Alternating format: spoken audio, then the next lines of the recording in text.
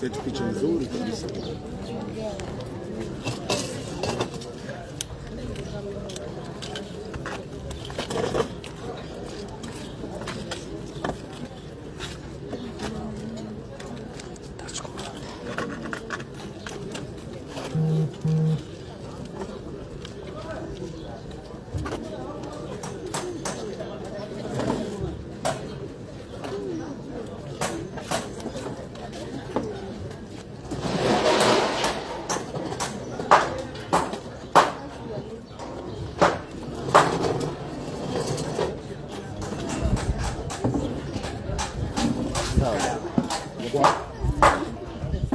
Sauti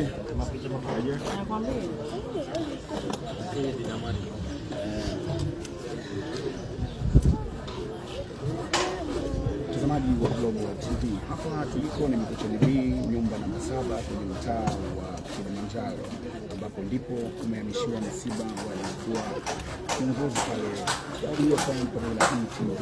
Nimekutana na mmoja kati ya watangazaji mashuhuri na mkubwa hapa Tanzania, Bina Marius, na tunaweza kuzungumza naye hapa kujua kile ambacho anafahamu, lakini jinsi ambavyo alikuwa akiishi na marehemu enzi za uhai wake, kazi kwa muda mrefu, na jinsi ambavyo alipata taarifa ya msiba. Dadangu Bina, kwanza pole sana kwa msiba. Asante, poleni sote. Na ningependa kusikia jinsi ambavyo alipata taarifa na jinsi ambavyo alikuwa kufahamu marehemu Seba.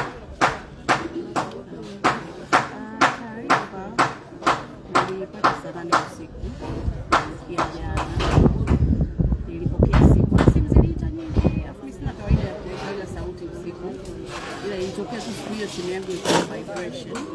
Sasa nasikia simu ya vibration nikaignore kwa sababu nilikuwa nasikia usingizi mzito, but namna ya simu kama nikapokea simu ili taarifa hizo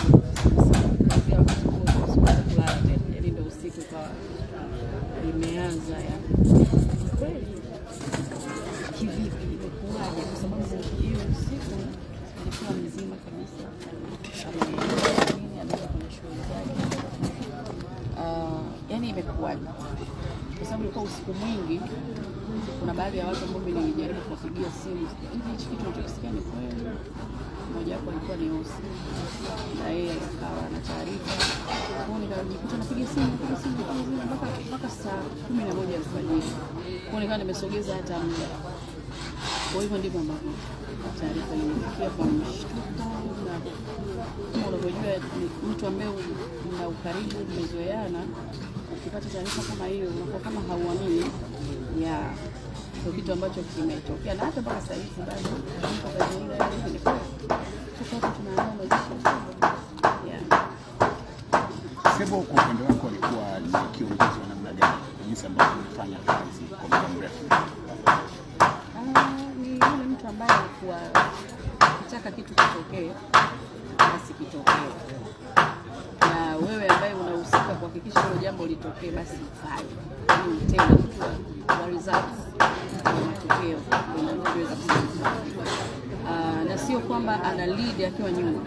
Leo viongozi wengi ni wale watu wa kuelekeza, nataka hiki, lakini alikuwa ana lead kwa kutokea mbele, yani kwenye field, namna kitu kinafanyika, yani kama kuna event atakuwepo. Yani ni mtu wa kushow hiyo kwenye matukio binafsi. Hata leo hii mfuate kwambia una harusi, atakuja hata kama yuko ndani wapi, na kama umempa jukumu la kuisimamia